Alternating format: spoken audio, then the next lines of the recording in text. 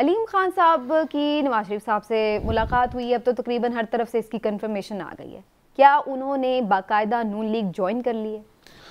یہ بڑی لمبی بات ہے، صرف ایک بات میں کہہ دوں کہ جو ٹریکٹر ٹرالی یا جو بھی چیزیں ہوتی رہی ہیں نا ماضی میں، کوئی بھی ذی شعور آدمی اس بات کی حمایت ہی نہیں کر سکتا، جو بھی کرے۔ ہم تو یہ کہتے ہی نہیں کہ وہ بڑے اچھے ہیں اور یہ برا ہے، میں تو کہتا ہوں یہ اگر بڑے اچھے ہیں تو یہ کم از کم ان والا رویہ تو نہ کریں، یہ تو اچھے ہی رہے، لیکن اگر یہ بھی ویسے ہی ہیں تو پھر میں کیا کروں؟ میں ہلالی صاحب کے ساتھ افسوس ہی کروں گا کہ وہ بھی ایسے ہی نکل آئے۔ گزارش یہ ہے، اب آ جاتے علیم خان کی طرف۔ ہمارا آج شہزاد حسین بٹ نے بھی یہ خبر دی تھی کہ علیم خان کی ملاقات ہوئی، اور ہمارے واقفان حال جو ہیں انہوں نے بھی بتایا کہ 3.25 سے 3.5 گھنٹے تک یہ ملاقات ہوئی ہے۔ اچھا، اب معاملہ یہ ہے کہ ہمارے واقفان حال کے مطابق علیم خان صاحب کو سی ایم کی کوئی آفر نہیں ہوئی۔ اچھا، ہاں جی، بہت ساری چیزیں یہ یہاں سے طے تھیں۔ علیم خان صاحب ملاقات کے لیے ہی گئے تھے لندن، ان کا مقصد ہی 2 ملاقاتیں کرنا تھا، ایک میاں نواز شریف سے ملاقات کرنا اور دوسرا جہانگیر ترین سے ملاقات کرنا، اور دونوں ملاقاتیں یہاں پہ لاہور میں طے ہو چکی تھیں۔ پہلے تو آپ یہ خبر سن لیں کہ یہ وہاں جا کے طے نہیں ہوئی۔ صحیح ہے۔ پھر جو میڈییٹر ہے جس نے حسین نواز صاحب سے اور علیم خان سے مشترکہ ایک دوست، اس نے فون پہ بات کروائی اور پھر اس کے بعد ساری یہ میٹنگ ہوئی۔ حسین نواز کا اور ان کا ایک مشترکہ دوست، فیصل آباد سے تو نہیں، چلے چھوڑیں۔ گزارش یہ ہے کہ یہ ساری چیزیں جو ہیں، اب میں آپ کو بتا دوں۔ اچھا، اس میں میں ایک دو چیزیں آپ سے اور ذرا کلیریفائی کر لوں۔ علیم خان صاحب کی جو نواز شریف صاحب سے ملاقات ہوئی ہے، کیا اس میں جہانگیر خان ترین صاحب آن بورڈ نہیں ہیں؟ نہیں، اس آن بورڈ ہیں یا نہیں، اس ملاقات میں نہیں تھے۔ نہیں، ملاقات میں نہیں تھے، لیکن کیا علیم خان صاحب کو کیا ضرورت ہے ہر چیز میں انہیں آن بورڈ لینے کی؟ انہوں نے ان کا گروپ جوائن کیا نا۔ نہیں، دیکھیں میری بات سنیں، آپ ایک چیز کو سمجھیں، علیم خان صاحب اپنی سیاست کرتے ہیں۔ علیم خان اور جہانگیر ترین دونوں کا ایک نقطہ نظر دونوں کا ہے کہ جناب ہمیں عمران خان صاحب نے سیاست میں اتنا نقصان پہنچایا ہے کہ جتنا ہمیں کوئی اور نہیں پہنچا سکتا۔ علیم خان صاحب کو یہ گلا ہے کہ جی میں نے ان کے لیے اتنی محنت کی، پیسے بھی خرچ کیے، سب کچھ کیا، لیکن انہوں نے مجھے جیل بھی بھجوا دیا، اسی حکومت میں مجھے سی ایم نہ بنانے کے لیے اور بھی کیا، بہت کچھ وہ کہتے ہیں۔ اسی طرح جہانگیر دونوں کے اپنے اپنے گریونسز ہیں، بالکل ایسے، لیکن اب دونوں ایک پیج پر ہیں۔ دونوں اس پیج پہ ہیں کہ دونوں عمران خان صاحب کے ساتھ چلنے کو تیار نہیں ہیں اس وقت، موجودہ صورتحال میں۔ اب آگے جا کے سیاست ان کی کیا کرتی ہے، کس طرح سے طے کرتے ہیں، کیا ہوتا ہے، لیکن فی الحال جو میں آپ کو بتا دوں کہ فی الحال ان کا یہ معاملہ جو ہے نا وہ اس طرح سے نہیں ہے ابھی، اسی لیے اپوزیشن جو ہے وہ بڑی پر اعتماد ہے۔ اور دیکھیں، اگر علیم خان نے ان کے ساتھ مستقبل میں نہ چلنا ہوتا تو وہ کبھی بھی جا کے میاں نواز شریف سے ملاقات نہ کرتے۔ ٹھیک ہے، ان کی ملاقات کرنے کا بھی جو ہے یہ ظاہر کر رہا ہے کہ وہ اپنے مستقبل کے کچھ فیصلے کر چکے۔ آپ کہہ رہے ہیں عمران صاحب اپوزیشن پر اعتماد ہے، لیکن کل رات جو پارلیمنٹ لاجز میں واقعہ پیش آیا، ہلال صاحب میں آتی ہوں، مجھے اس پہ آپ کا خاص طور پہ کمنٹ بھی لینا ہے۔ آپ کے خیال سے وہ کس کی ذمہ داری تھی اور اس کا فائدہ کسے ہوا؟ دیکھیں، ایسی تمام چیزیں جو نا، پہلی بات ہے دیکھیں وہاں پہ جو لوگ گئے، دیکھنا یہ ہے کہ وہ اندر جا کے دعویٰ بول کے گئے تھے یا باہر گیٹ پہ انٹری کروا کے اپنے نام رجسٹرڈ میں لکھوا کے اور پھر گئے تھے۔ کیا ان کے پاس کوئی اسلحہ تھا؟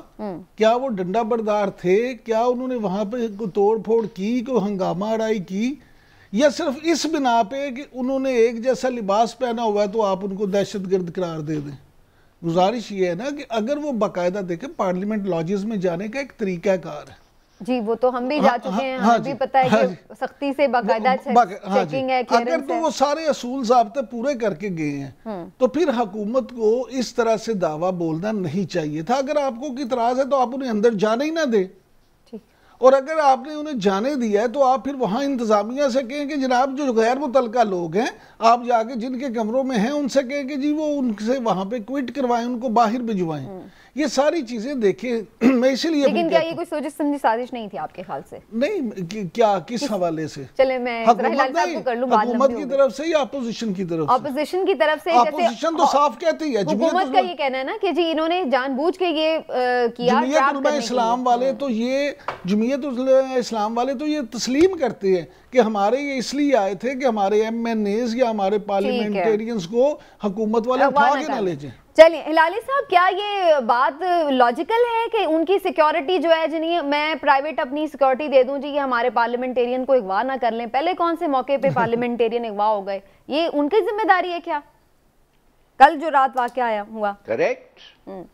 یہ تو پورا کھیل تھا، ارینجڈ ہوا تھا. آپ نے دیکھا نہیں 30-40 لوگ ایک ریزیڈینشل ہاسپٹل میں پہنچ گئے ہیں جو ملیشیا ٹریننگ والے، یونیفارم والے 30-40 کے ہمارے ایم این ایز کو کچھ نہ ہو. ہو دا ہیل، ان کو کیسے پتا کہ کچھ ہونے والا تھا؟ کیا سائنس تھا؟ ایک دفعہ اندر چلے گئے تو لوگ ادھر پینک ہو گئے کہ یہ کیا ہو رہا ہے. پھر جب ان کو کہا جاؤ، وہ لڑنے لگے. اس لڑائی کے بیچ میں یہ ٹپک آئے ہمارے مولانا صاحب اور انہوں نے ادھر سے ہی کال دے دیا، آل پاکستان کال اوور آل چینلز، کہ ہر سڑک بند کرو اور یہ کرو اور وہ کرو. It is so obvious. میں تو سمجھتا ہوں کہ اس کا بہانہ نہیں بنانا چاہیے. یہ لوگوں کی ٹریننگ، یہ ٹرینڈ ہی اسی کام کے لیے ہیں. دوسری بات جو میں آپ کو کہنا چاہتا تھا سمینا جی، کہ آپ مجھے بتائیں کہ اگر ان کے پاس ووٹس نہیں، اب جو ہوگا پارلیمنٹ میں، مثال کے طور پہ آئی آسک یو، آپ لیٹس سے کہ آپ ایم پی ہیں، ایم این اے ہیں، جب آپ پارلیمنٹ میں پہنچیں گے اور آپ دیکھیں گے کہ آپ کے لوگ ان اے کی ووٹ لائک دس، ان لوگ ہیں نہیں ادھر، تو آپ کیا کریں گے؟ آپ امیڈیٹلی آپ کہیں گے کہ یہ کیا ہو رہا ہے، ہمارے لوگ اریسٹ ہو گئے ہیں، ہمارے لوگوں کو آنے نہیں دیا ہے. نیچرلی یہ ہو سکتا ہے، it's a human reaction.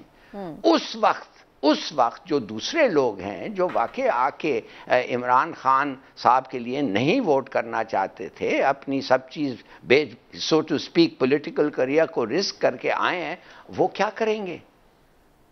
So what I am seeing is تیار رہنا ایسے ایک سچویشن کے لیے. اور ایک مجھے کوئی حق نہیں بنتا ہے کہ عمران، بالکل ٹھیک ہے، تو یہ آپ کو اس میں بات اگر یہ کینٹ تھا ہلالی صاحب، اس پہ میں مزید بھی بات کروں گی، لیکن اس وقت ہمارے ساتھ موجود ہیں سینیٹر کامل علی آغا صاحب، کاف لیگ کے سینئر رہنما. کامل علی آغا صاحب، بہت شکریہ آپ کے وقت کا، آپ کو ویلکم کہتی ہوں شو پر. آغا صاحب، آپ لوگوں کی طرف ہی سب دیکھ رہے ہیں اور آپ لوگوں نے ایک عجیب ہی پہیلی ڈال رکھی ہے، ہمیں تو کچھ آپ لوگ بتا ہی نہیں رہے ہیں کہ آپ لوگ کیا کرنے جا رہے ہیں. تو ذرا تھوڑا سا راز کھول دیجئے، کیا ڈیسائیڈ کیا آپ لوگوں نے؟ ہم نے ڈیسائیڈ کیا ہماری پارلیمنٹری پارٹی نے تمام اختیارات جو ہیں چودھری پرویز الہی کو دے دیے کہ جو وہ فیصلہ کریں گے تمام ملاقاتوں کے بعد اور تمام حالات کو دیکھنے کے بعد جو فیصلہ کریں گے ہمارے لیے قابل قبول ہوگا. آغا صاحب، کاف لیگ کی ویسے ڈیمانڈز کیا ہیں؟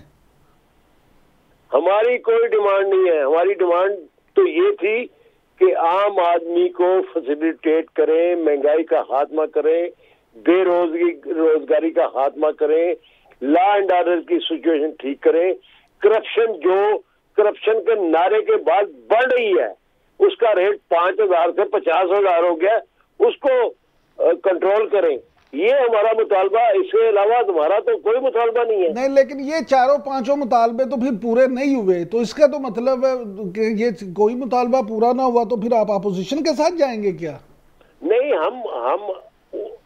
ہم اب عدم اعتماد کی تحریک کے بعد ہمارا مطالبہ یہ ہے کہ اپنی صفوں کو درست کریں.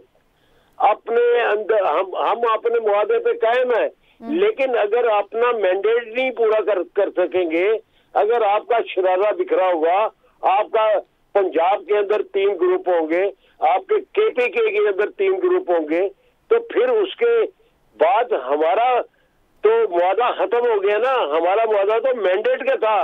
مینڈیٹ آپ کا جو تھا کہ اپنی تعداد پوری رکھیں.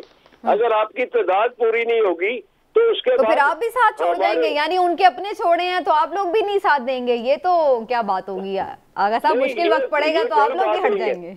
دیکھیں، ہم سیاسی لوگ ہیں، ہماری زیرک قیادت ہے، ہم نے سیاست کرنی ہے، ہم انڈیپینڈنٹ پارٹی ہیں. ہم نے اپنے فیصلے خود کرنے ہیں. ہم ڈیپینڈنٹ تو نہیں ہے. ویسے اس دن تو آپ